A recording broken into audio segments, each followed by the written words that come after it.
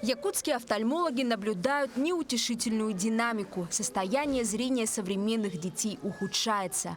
Близорукость, выявлявшаяся, как правило, в школьном возрасте, все чаще диагностируют у детсадовцев. Причины такого регресса – чрезмерное использование гаджетов, малоподвижный образ жизни и нехватка солнечного света. К сожалению, наш суровый климат и тут сыграл злую шутку. У якутских детей можно сказать, что факторы развития миопии их больше. Это долгие зимы, да, когда ребенок вынужденно сидит дома, и короткий солнечный день, когда ребенок не видит солнца.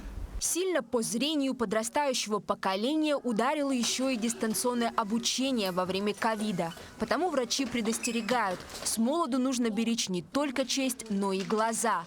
Родителям советуют внимательно следить за своим чадом. На остроту зрения в юном возрасте может повлиять множество факторов. Наблюдая за ребенком, надо обратить внимание за его правильную осанку, на его, чтобы не было низко склоненной головы, чтобы он не приближал близко предметы к глазам. Да? Когда он смотрит телевизор, чтобы он не смотрел из-под лобья или боком, или как-то вот запрокинув голову. Иногда так проявляется астигматизм. Обратиться за консультацией к специалисту всегда можно в детское отделение Якутской офтальмологической больницы.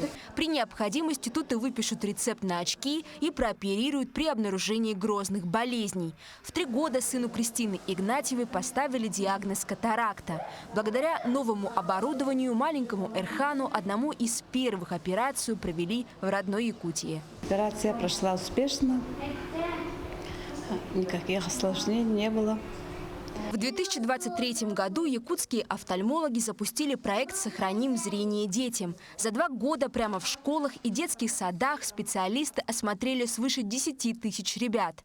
Проект продолжит работу и в предстоящем учебном году. Эржена Гармаева, Семен Семенов, Якутск.